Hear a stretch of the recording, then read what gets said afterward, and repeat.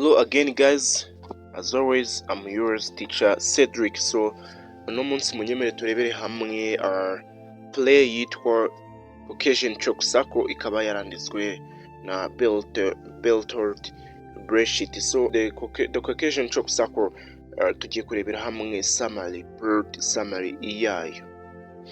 So let's begin. The Caucasian Chalk Circle begins with a prologue that deals with a dispute over a valley. Iyi Caucasian Chalk Circle itangizwa n'inkuru ijyanye n'amakimbirane yaba ari abantu bari kugirana amakimbirane bari gupfa ikibaya cyangwa se valley. So two groups of peasants want to claim a valley that was abandoned during World War II when the Germans invaded. Ayo matsinda abiri rero na matsinda y'abakene cyangwa se two groups of peasants, yes, yaba yashaka kwigarurira icyo kibaya cyari cyaratawe mu gihe cy'intambara y'isi ya kabiri igihe Abadage batakaga. One group used to live in the valley and herded goats there. Itsinda rimwe rero ryabaga niryo ryabaga muri icyo kibaya mbere y'uko intambara iba, kandi bahororeraga ihene. Ubwo rero mu gihe cy'intambara ya kabiri y'isi bari barahataye, they abandoned that valley, bari barahataye nyine barahunze. The other group is from a neighboring valley and hopes to plant fruit trees. Irindi tsinda ryo ryari rituruka mu kindi kibaya cyari gituranye n'aho ngaho nyine, kandi bo bari bashaka kuba bakoresha icyo kibaya bagahingamo imbuto. A delegate has been sent to arbitrate the dispute. Yes, umucamanza rero yari yoherejwe kugira ngo ace urwo rubanza cyangwa se akize ayo makimbirane yari hagati y'ayo matsinda abiri. Ijya mbere bari kutubwira yuko ari iry'aborozi b'ihene kandi barahoze icyo kibaya ari n'icyabo, ahubwo ari uko bari baragisize nyine barahunze mu gihe cy'intambara y'isi ya kabiri. Naho irindi tsinda ni rituruka mu kibaya cyo hirya cy'igituranyi cyangwa ngaho bo bakaba bashaka kuba bahahinga ibiti by'imbuto. Yes, ase ari wowe waca uru rubanza gute? Let's try to look. The fruit growers explain that they have elaborate plans to irrigate the valley and produce a tremendous amount of food. The goat herders claim the land based on the fact that they have always lived there. So aba bahinzi b'imbuto bo basobanura yuko bafite imishinga ikaze cyangwa se ikomeye yo kuhira iki kibaya, noneho ugasanga bagize umusaruro mwinshi cyane, bakaza producinga cyangwa se bakazabona umusaruro w'ibyo kurya mwinshi cyane. Mu gihe aborozi b'ihene aribo goat herders baba bavuga yuko ubu butaka bitewe n'uko ari ubwabo n'ubundi bwahoze ari ubwabo, ariho bahoze batuye, bagomba kugira iki kuba babuhabwa. In the end, the fruit farmers get the valley because they will use the land better.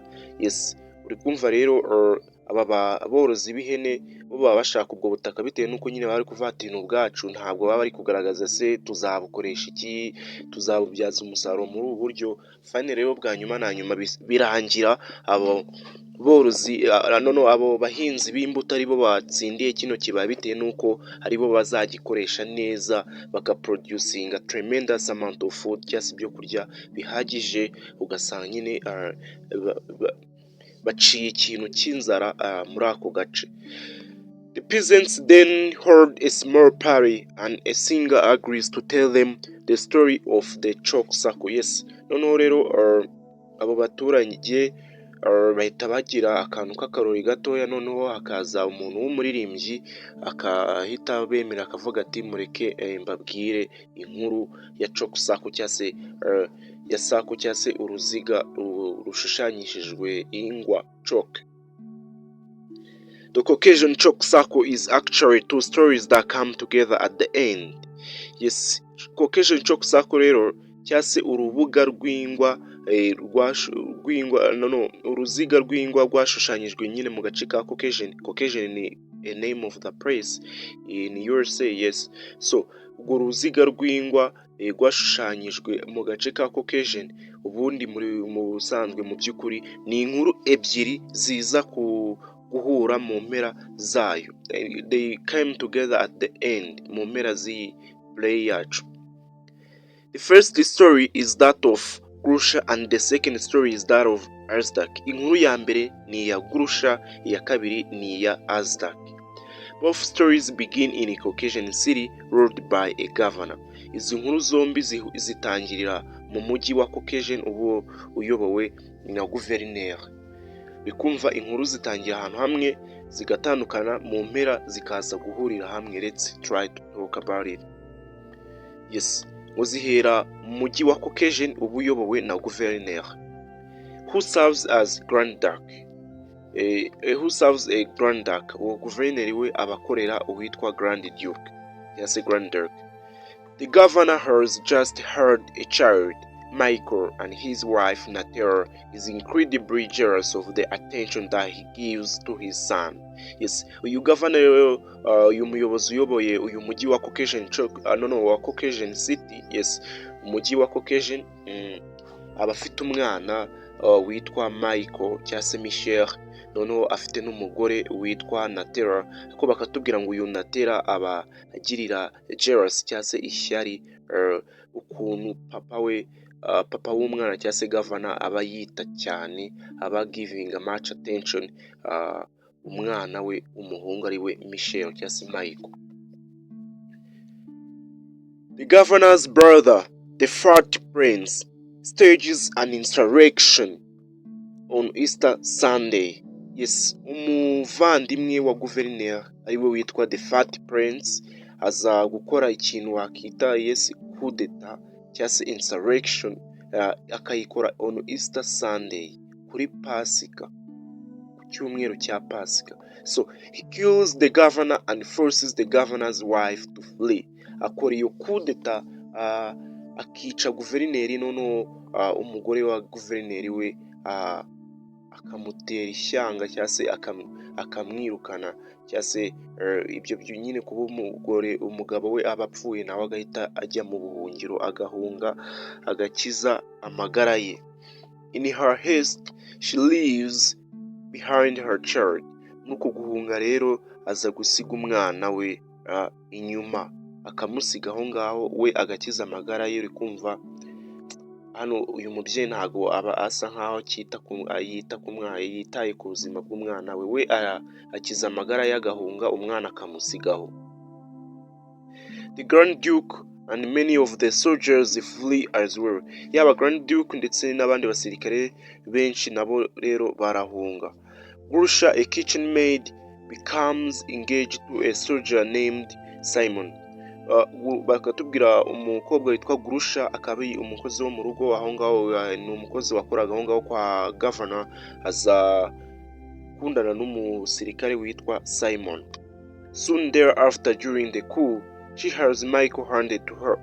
Noneho rero nyuma yaho rero aho iyo coup d'etat iba imaze kuba, uyu Fat Prince amaze gukorera umuvandimwe we governor coup d'etat amaze kumwica, uyu Grusha we agenda atwaye, we ahunga akagenda atwaye ahunganye na wa mwana wa guverineri ari we witwa Michael.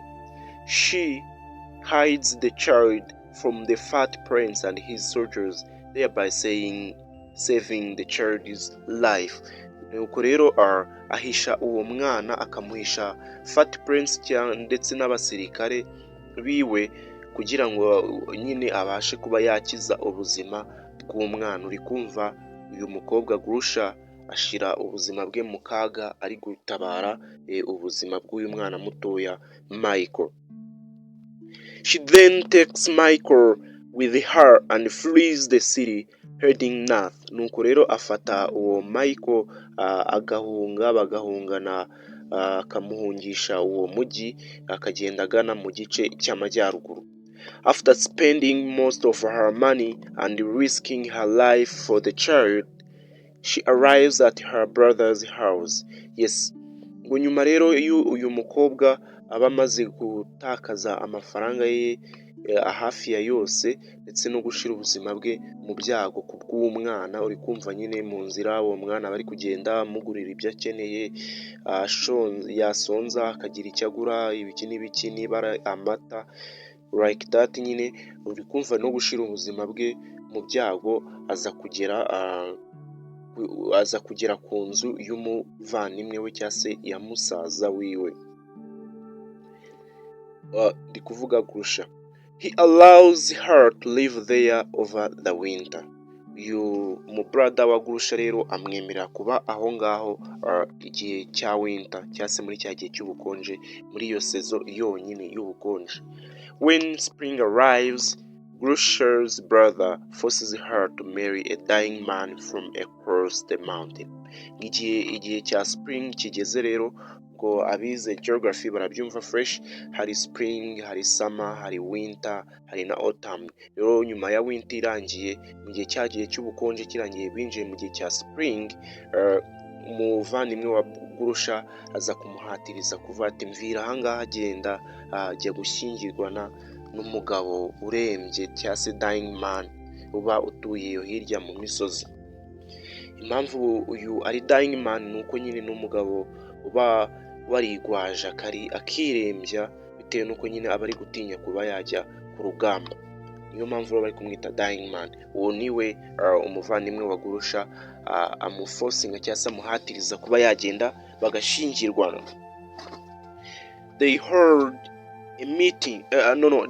a wedding, but during the reception the guests learn that the war is over and that the Grand Duke has raised an army and returned. Yes, baza gukora ubukwe ariko bageze mu gihe cya reception, abashitsi bamenya yuko intambara yarangiye. Mbese ni muri cya gihe ubukwe butangiye, bugiye kugera ku musozo, abashitsi bari batumiwe muri ubwo bukwe n'abandi bose bari bari muri ubwo bukwe baza kumenya yuko intambara yarangiye, kandi bakamenya yuko Grand Duke yaje akazana n'igisirikare cye akakizamura noneho akagaruka.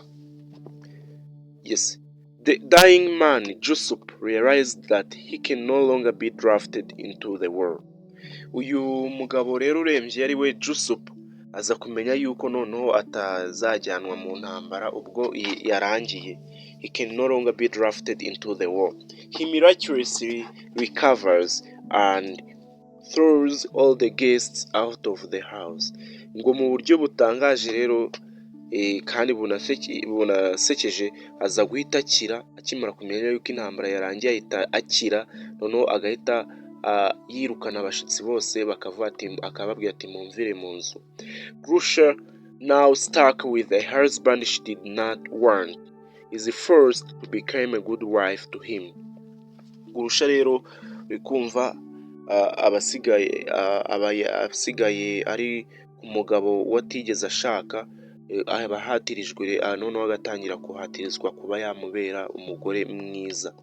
One day Simon returns and learns that she is married.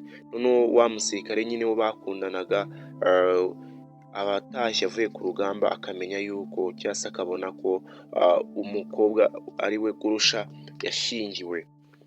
He is even more upset when he sees Michael, whom he thinks is Grusha's child. Noneho aza guta umutwe igihe abona Michael, wa mwana Michael, bitewe n'uko atekereza yuko yaba ari umwana wa Grusha, yaba yarabyaranye na Jusup. Some soldiers soon arrive and take Michael away from her, claiming that Michael belongs to the governor's wife. Hari abasirikare rero nyuma y'agahe gato bakaza baje gutwara nuza Michael, bakamutwara bari kuvuga ati, bakamwambura Grusha bari kuvuga yuko nyine Michael ari umwana w'umugore wa guverineri atari uwa Grusha. Grusha follows them back to the city. Grusha rero aturutse mu majyaruguru akurikira abo basirikare bakagenda bakabageze mu mujyi, bagasubira mu mujyi aho nyine bari batuye mbere y'uko intambara iba.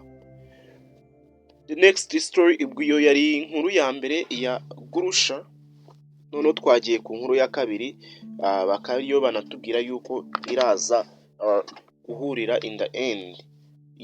The next story is that is told is that of Azdak. Mbibutsa yuko iyi ni inkuru turi kubarirwa na wa muririmbyi nyuma yuko habayeho gukemurwa kw'amakimbirane yari ari hagati y'amatsinda abiri, ni ukuvuga itsinda ry'aborozi b'ihene ndetse n'itsinda ry'abahinzi b'imbuto. So nyuma in the beginning twavuze yuko nyuma yaho ikibaya gitsindiwe n'abo bahinzi b'imbuto, umuririmbyi cyangwa se singer agrees to tell them a story of the chalk circle, abemerera kubabwira inkuru ya chalk circle. So inkuru zacu ni ebyiri, iyo ni inkuru ikubiyemo inkuru ebyiri, iyo ngiyo ya Gurusha ndetse n'iya Azdak. So iya Gurusha turayumvishije uburyo habaye intambara, akagenda agahungana umwana akamugeza umubrother we, final akaza gushingirwa na Jasap, birangiye gutyo. So baje kumumwaka, inkuru irangiye bamumwatse, noneho amukurikiye bagaruka aho ngaho mu mujyi. So inkuru ya kabiri rero ni iya Azdak, reka nayo tuyirebe, turebe buryo ki biraza guhura in the end. The plot returns to the night of the third prince's insurrection. Yes, ibi plot cyangwa se events cyangwa se iyi nkuru yacu ituganisha cyangwa se dusubiza inyuma muri rya joro ryo Fat Prince yari ari gukorera kudeta mukuru we guverineri. Azdak finds a fugitive and saves the man's life. Azdak we, uyu mugabo Azdak aza gutabara ubuzima bw'umuntu. The man turns out to be the Grand Duke. Uwo mugabo rero atabarira ubuzima aza kumenya yuko cyangwa se tuza gusanga ari Grand Duke. Realizing that he could be branded a traitor, Azdak walks into town and reveals that he saved the Grand Duke's life. Yes, akimara kumenya yuko ashobora kwitwa umuntu w'umugambanyi, Azdak aza kujya mu mujyi akagenda ari kubwira abantu cyangwa se akahishura yuko yatabaye ubuzima bwa Grand Duke. The soldiers refuse to believe him and he is released. Noneho abasirikare rero bakanga kumwizera, bagahita bagira iki, bamufata bakamufunga. The Fat Prince soon shows up with his nephew whom he wants to make the new judge. Noneho Fat Prince rero nyuma yaho aza kugaragaza umwishywa we, akavuga ati uyu nguyu niwe nshaka yuko yaba umucamanza muri aka gace. However, he argues to let the soldiers decide who the next judge should be. Ariko nyine nubwo agaragaza uwo mwishywa we nk'umuntu ari best candidate waba umujudge, anemera yuko abasirikare nabo bafata umwanzuro ku muntu wagakwiye kuba umujudge. After staging a mock trial, they choose Azdak. Yes, nyuma ya mock trial cyangwa se like nk'uru banza ariko bwo kumokinga guseka, baza guhitamo nuza witwa Azdak. He then judges 4 very strange cases. Uyu Azdak rero aza guca urubanza imanza zigera kuri enye zikomeye cyane, ruling in each case in favor of the poor person. Muri izo manza zose rero ko ari enye yabaga ari kubagamira mu ruhande rw'abakene. Azdak soon gains a reputation for supporting the poor. Azdak rero mu gahe gatoya aza kumenyekana akamamara nk'umuntu ufasha abakene. However, after 2 years as a judge, the Grand Duke returns. Nyuma rero y'imyaka 2 nuza Azdak ari umujudge, Grand Duke aza kugaruka. Azdak is arrested as a traitor by the soldiers and is about to be killed by them. Azdak rero aza gufungwa nk'umugambanyi, agafungwa n'abasirikare, noneho yaba bikagira ubwo benda no kumwica abo basirikare. However, the Grand Duke, remembering that Azdak saved his life, reappoints Azdak to be the judge, thereby saving his life. Ariko Grand Duke akimara kwibuka yuko Azdak muri rya joro Fat Prince ari gukora kudeta yaje kumutabarira ubuzima cyangwa se yatabaye ubuzima bwe, yongera gusubizaho Azdak akongera akaba umujudge cyangwa se umucamanza, bityo rero akaba anatabaye n'ubuzima bwe. Azdak takes over the case of Grusha and the child. Noneho Azdak akimara kongera kuba umujaji ahita aza gukemura ikibazo cya Grusha ndetse n'umwana. The governor's wife wants Michael back because without Michael she cannot take over the former governor's estates. Umugore wa guverineri rero we aba yishakira uyu mwana Michel cyangwa se Michael bitewe n'uko aba ashaka yuko yakigarurira imitungo y'umugabo we governor, bikumva nta rundi rukundo aba amufitiye, icyo aba ashaka niyo mitungo y'umugabo we kuko nta ruhare aba arayigiraho adafite umwana we yabyaranye n'umugabo we governor. Uwo mwana rero nta wundi ni Michael. So Grusha wants to keep the child whom she has raised for the past 2 years. Na Grusha rero nawe aba ashaka kugumana umwana we yamaranye imyaka 2 yose ishize. Even Simon goes to the trial and promises Grusha that he will support her. Yes, muri icyo gihe rero Simon wa musirikare nawe ajya asezeranya nuza Grusha yuko aramushyigikira, rero nawe aza kuri iyo trial cyangwa se kuri urwo rubanza, agasezeranya Grusha yuko Simon agasezeranya Grusha yuko aramushyigikira. After hearing all the arguments and learning about what Grusha has done to take care of the child, Azdak orders a chalk circle to be drawn. So nyuma rero Azdak nyuma yo kumva ibyo buri ruhande ruvuga, akamenya na nyuma yaho amenyeye ibyo Grusha yaba uburyo yitaye ku mwana, uburyo yamwitayeho nyuma y'intambara mama we yaramusize, Azdak amera nk'umuntu ugiye muri dilemma akavuga ati se uyu mubyeyi ni umwana, uyu ni umwana we yaramubyaye aramukuza aramurera iki n'iki, ariko nawe yakoze ikosa ryo kumusiga mu gihe cy'intambara. Nanone uyu nguyu nawe yaramutwaye amwitaho amutabarira ubuzima, yes amwitaho ariko ntabwo ari mama we wamubyaye. Arafata ise none uyu mwana muhende, yes ahita avuga abuze amahitamo rero nibwo yahise ategeka guca uruzeru rw'ingwa bifashishije ingwa. He places the child in the middle and orders the 2 women to pull, saying that whichever woman can pull the child out of the circle we get him. Noneho rero ahita ategeka yuko baca ikizeru bifashishije ingwa, noneho agahita afata wa mwana Michael akamushyira hagati muri iyo sako hagati nyine, noneho agahita ategeka akavuga ati mwebwe abagore babiri mwe mugiye gufata umwe akaboko undi akaboko mukurure. Umugore uraza gukurura umwana akamukura muri sako nyine, akamukura muri urwo ruziga bo bashushanyishije bifashishije ingwa, araza kuba ari we nyiri umwana, araza guhita amutsindira. Yes, let's continue. The governor's wife pulls whereas Grusha lets go. Umugore wa guverineri arakurura nuza akarekura, nuza Grusha akarekura. Azdak orders them to do it again and again Grusha lets go.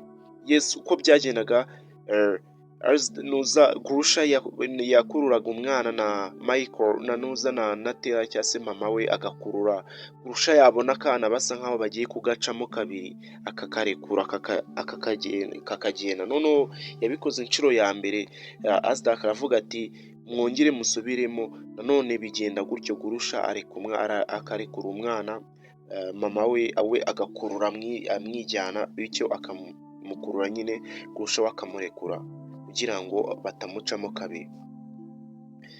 Azdak then gives Michael to Gurusha and orders that governor's wife to leave.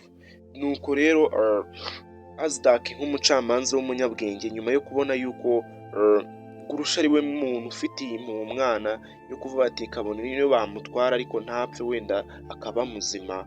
Yes, Azdak ahita afata umwanzuro wo guha umwana Gurusha, noneho agategeka umugore wa guverineri kuva aho ngaho akagenda.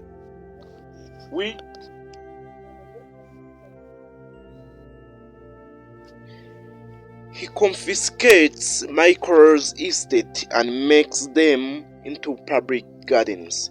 Uyu Azdak rero ahita afatira imitungo ya Michael, ubwo ni kuva ya mitungo ya papa wenyine, akayigira public gardens cyangwa se jaride, ubusitani bwa public. Yes, akayigira ubusitani. His last act is to divorce Gurusha, thereby allowing her to marry Simon.